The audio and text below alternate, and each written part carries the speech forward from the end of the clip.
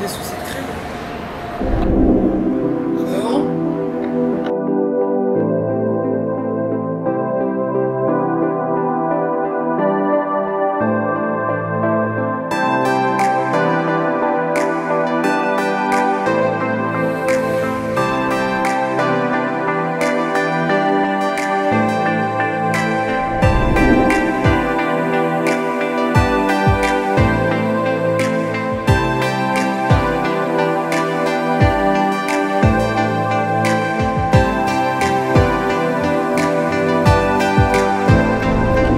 Alors Kenza, ça a été la première personne influente dans le monde de la blogosphère que j'ai rencontrée et elle m'a demandé pourquoi je faisais Instagram et j'ai dit par passion, voilà, j'aime bien partager mes looks, c'est quelque chose que je voulais faire depuis longtemps qui me tenait à cœur. Et elle me dit, tu sais, dans ce milieu il y a de la place pour tout le monde, mais il y aura 3 choses qui vont dépendre, c'est-à-dire la constance, ta passion et le fait d'être vrai sur les réseaux. Elle me demande mon parcours, mes études et je lui dis j'ai fait un master 2 en marketing et communication digitale et puis elle me dit mais en plus t'es légitime meuf. Et textuellement, t'es légitime meuf, franchement fonce, tu verras, tu réussiras. Pour moi c'est un exemple à suivre, voilà.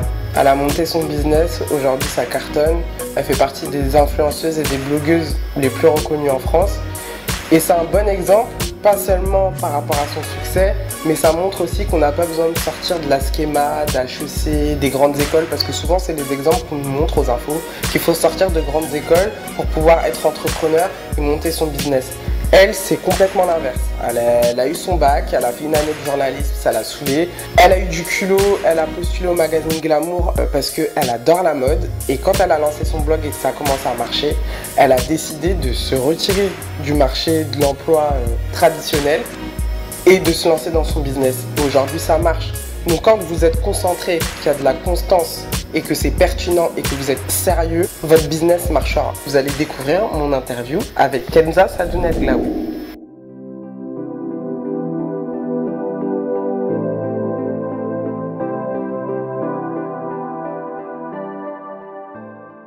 Salut Marie, ça va pour l'invite? Ouais, grave. Merci à toi d'avoir accepté je t'en prie, je suis contente. Franchement, je suis contente de te recevoir sur le plateau. Alors, je t'ai fait venir justement pour mieux te connaître, apprendre de ton parcours, de tes expériences, voilà, et connaître aussi tes ambitions dans le futur.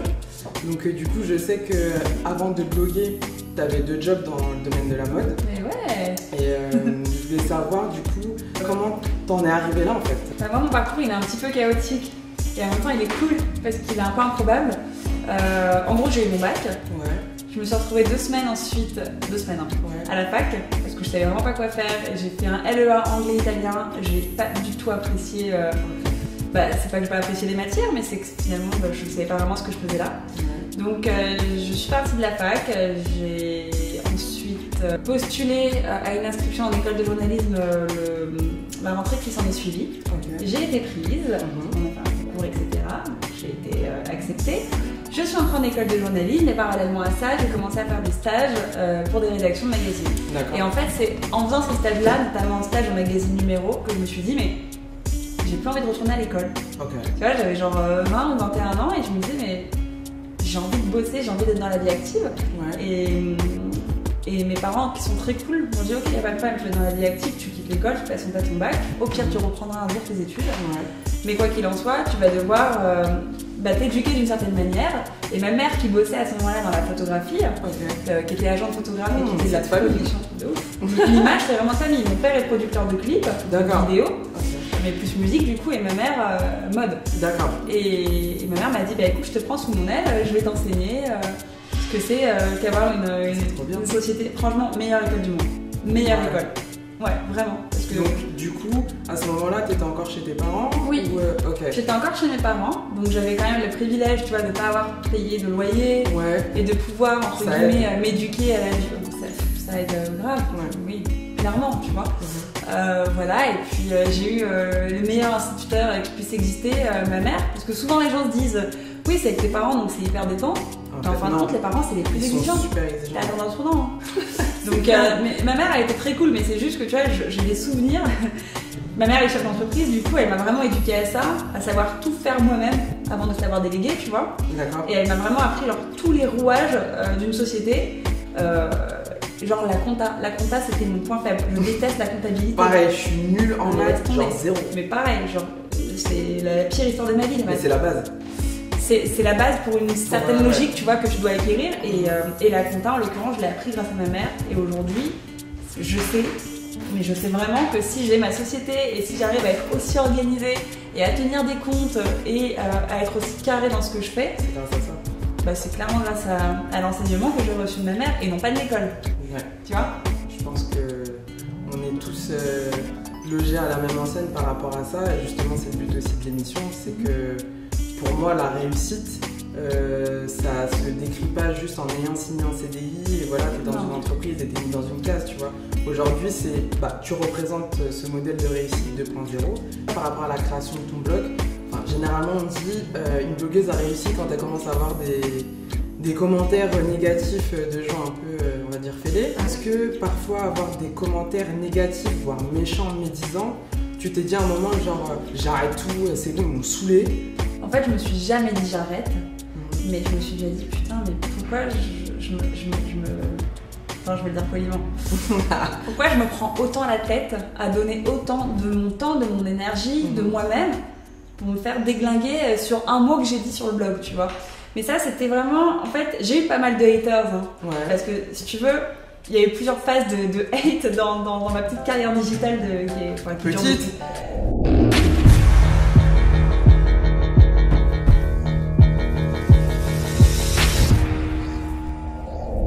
Non mais bon, tu vois, je me le souhaite, j'espère en être encore qu'au démarrage, même si ça fait 10 ans, j'espère que ça va perdurer, tu vois, donc voilà.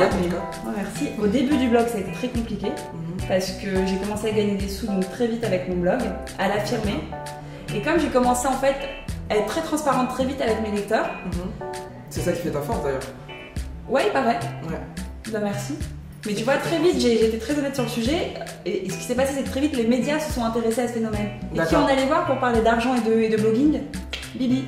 Tu vois? Et j'ai commencé donc à faire du capital et des plateaux télé, etc. pour dire, ouais, les mecs, on est en 2010 et aujourd'hui, on peut gagner sa vie. En tout cas, gagner des sous avec une activité qui, de prime abord, a l'air d'être quelque chose de simplement hobby, tu vois. Ouais. Là, les gens pensent que c'est un métier artificiel et qu'on fait rien et que c'est un métier qui est basé sur l'image, sur l'apparence. Ouais, c'est basé sur l'image, c'est vrai. Mais c'est plus que ça. Beaucoup de travail. C'est plus que ça. Les gens ne se rendent pas compte de ce qu'il y a en off. Il y a beaucoup de travail, mais si je te montrais le nombre de messages de nanas que je reçois, pas dans la détresse, mais des filles qui m'envoient juste des messages pour me dire à quel point c'est cool de pouvoir s'identifier, à quel point ça leur fait du bien le matin dans une période sombre de leur vie de pouvoir genre juste avoir un moment, tu vois, un peu détente, tu vois, enfin... Donc quelque part, tu contribues au bien-être de ces filles-là. Ouais, j'aurais pas la prétention de dire ça, j'ai pas envie de dire ça comme ça, mais... Ouais, ça fait du bien. Il y a des gens, qui prennent ça vraiment au premier degré et qui ont besoin de cette petite touche et qui vont se tourner vers différentes nanas, dont je peux faire partie, et tu vois, enfin voilà, moi j'ai eu affaire à des filles qui étaient genre au bord du suicide, littéralement, tu vois. Et je suis pas psy, je suis pas coach, rien du tout, mais je sais. Tu réponds quoi? Bah tu réponds. Déjà tu réponds. La base. Mais ça c'est bien parce que justement tu réponds à tes messages privés et ça, franchement, je te félicite pour ça parce qu'il y a des personnes qui répondent pas du tout. Ouais, mais ça pour moi c'est le BABA. Je veux pas me positionner ici, mais pour moi c'est le BABA. Si tu tiens un blog ou t'as un compte Instagram et que t'aspires à avoir des followers et gagner des sous machin, la base c'est l'échange. Hein. Sinon on le fait pas. Ouais, c'est facile. Mais tu sais que tu veux que je te raconte un truc très marrant? Vas-y, dis-moi. Ok. Très marrant. Dis-moi. Sans te raconter ma vie parce que je parle beaucoup et je sais que la vidéo doit être condensée. Ok. Une des personnes qui me hatait de ouf sur Twitter. Ouais. Ok. Mais genre qui m'en mettait plein la gueule. J'en avais rien à foutre. Mais bon, ce mec-là, son live goal c'était de défoncer du monde. Okay. Il y en a des comme ça, tu vois. Je mets des pseudos sur Twitter. C'est je m'en prends à toi. C'est lâche de faire ça. C'est lâche, en même temps c'est un rôle, c'est un jeu, ça devient un jeu, tu vois. Ce mec-là aujourd'hui a une chaîne YouTube. Attends, a une chaîne YouTube, est humoriste, et tu vois ce que je veux dire, il s'est servi de cette hate finalement, et moi j'étais convaincue que c'était un mec qui pouvait pas blairer les gens qui étaient dans le digital. J'étais convaincue que c'était un mec qui aimait pas ni les youtubeurs, ni les blogueurs, ni les machins, et aujourd'hui ce mec-là, c'est son métier. Bah, il fait ça à plein temps. Il y a une question qui brûle les lèvres, je pense, de toutes les filles qui te suivent. J'ai trop peur. Mais non, n'aie pas peur. En gros, quel est ton salaire annuel? Annuel. Annuel, je sais pas. Je suis pas une mytho. Si, je sais à peu près. À peu près? Je sais à peu près. Je peux te dire mensuel, mais je vais pas te le dire. C'est pas que j'ai pas envie de te le dire. Ouais. Mais c'est juste un sujet sur lequel je me suis tellement étalée à un moment que D'accord. ça m'a joué des mauvais tours. Ok. Et le problème, c'est que j'ai compris que ça plaisait pas à toutes les mentalités. Et Surtout en France. Ouais, surtout en France. Et puis, je peux comprendre parfois que ça puisse créer un peu d'amertume ou d'aigreur. Tu vois, c'est un sujet qui est délicat. Tu sais pas qui te regarde, tu sais pas ce que les personnes vivent à travers, tu vois. Ok. Et je veux pas m'y heurter. Tu vois, voilà. Une tranche. Ok. Ça fait comme on dit chez moi. C'est clair. Du coup, là, dernièrement, tu as eu la chance du coup, d'aller au Festival de Cannes, Oui. de faire la montée des marches à Cannes. Qu'est-ce que tu retiens de cette expérience? Alors Cannes, c'est la 5e ou 6e fois que j'y vais pour le D'accord. festival. Donc est-ce qu'on parle de cette expérience de Cannes 2018 ou généralement tu veux dire? Généralement. Ok, j'adore, c'est un moment que j'adore dans l'année. Alors effectivement, je ne suis pas actrice, je n'ai pas forcément de légitimité à monter des marches comme des actrices. T'as devancé ma question. Ah bah tu vois, je l'ai même pas lu. Mais je suis invitée, c'est un bon moment. Moi je suis là pour représenter des marques sur place. Donc je fais mon taf, on me propose de monter les marches, je le fais avec grand plaisir. C'est un moment qui est cool, je suis avec mes copines. Justement, il y a un certain ras-le-bol depuis un moment par rapport au Festival de Cannes où les gens en ont marre de voir des personnes de la télé-réalité ou des blogueuses justement qui font la montée des marches. Ces personnes-là trouvent que elles ne sont pas légitimes. Il y a même une blogueuse qui a fait un article sur ça en disant que c'était du coup la montée des marches en garde. Mais j'ai pas qu'est-ce vu qu'elles font ça. là, les blogueuses, machin. Si, Elle enfin, est pas invitée elle. Non, elle Ah a bah elle a le seum, qu'est-ce Non, que tu alors dis? elle a dit Non, qu'elle mais avait j'ai pas été lu. refusée. Enfin, elle a refusé, pardon. Ah, elle a De- refusé. de faire Alors la ok, montée des je marches. comprends, c'est son point de vue. Ok, j'ai rien dit. Comment Bah, tu le en ressens? fait, franchement, très franchement, on me propose un truc qui me fait kiffer. Je vais pas dire non parce que ça fait chier les bien-pensants, clairement. Tu vois, concrètement, je peux mourir demain, je peux mourir dans un mois. On m'a proposé des expériences cool, je vais pas les refuser. Après, je peux comprendre le point de vue par exemple de la nana qui a rédigé cet article, je l'ai pas lu mais j'irai le lire. Maintenant, le Festival de Cannes, arrêtez de nous voiler la face. C'est pas uniquement du cinéma, c'est aussi beaucoup de partenaires, beaucoup de sponsors, beaucoup de publicité. C'est clair. Et aujourd'hui, ils font appel à qui? À des gens qui ont de influencent la l'influence. toile, tu vois. Donc qui? D'accord. Les blogueurs, les influenceurs. C'est comme, excuse-moi, pourquoi un acteur pourrait pas demain se reconvertir dans la chanson? Pourquoi on est obligé De mettre les gens dans des de cases. mettre les gens dans une case, tu vois? Enfin, je te donne un exemple. Mon mec, Mhm. que tu connais un peu, Ouais. ok? Il fait de la réal, il fait de la photo. Ouais. Mais à la base, mon mec est comédien. Mon mec danse excessivement bien aussi. Il est tellement drôle. Il est gaulerie, Non, mais tu vois? de ouf. Il pourrait porter plusieurs casquettes. Et moi, aujourd'hui, en tant que blogueuse, par exemple, je porte plusieurs casquettes. Je suis chef d'entreprise, directrice artistique pour mes shoots sur mon blog, styliste, je peux faire du make-up, tu vois, pour des vidéos, je suis rédactrice. Multitâche, quoi. Polyvalente. Multitâche. Alors, ok, je peux comprendre le point de vue de certains, mais t'as pas volé ta place, tu vois ce que je veux dire? Ok. T'as pas volé ta place, on te propose, tu disposes. Pourquoi refuser? C'est génial, c'est une super expérience. Ouais. Après, voilà, je te cache pas que quand je vais à Cannes, je vais pas sortir une robe de folie. Je fais toujours attention. Regarde D'accord. toutes mes photos de Cannes. Ouais, c'est vrai. J'ai toujours des robes assez sobres. C'est Pourquoi? vrai. Parce que j'ai pas envie d'en faire trop. Je suis pas là pour représenter un film. Je suis là, Tu vas genre. pas faire too much, quoi. Non, je suis là pour avoir un moment cool. Je suis là pour avoir une T'as jolie été invité coiffure, avec, un joli make-up. de- Aujourd'hui, il y a des couples qui montent des chaînes YouTube ou font des blogs en commun ou ont des Instagram communs. Est-ce que tu penses qu'exposer son couple justement sur les réseaux sociaux, c'est un facteur de séparation? Parce qu'il y a des exemples, je sais pas si tu connais Nakita Johnson et Carol Lewis. C'est un couple londonien, ils avaient une chaîne YouTube ensemble et tout ça. Ça me dit quelque chose, ouais. Ils se sont séparés et ça a pris la toile, quoi. Ah, mais moi, je l'ai Tout le vécu, monde ça. s'est- Je l'ai vécu, hein, mais il y a longtemps. Et c'est quoi ton retour d'expérience par rapport à ça? Un enfer. Mais pourquoi? Parce que j'étais avec une personne qui s'exposait pas toujours de la bonne manière sur internet. Il te faisait de la mauvaise image? Pas de la mauvaise image pour moi, il faisait parfois de la mauvaise image pour lui. On était plus jeunes. Et il jouait beaucoup avec internet. Et il a en quelque sorte.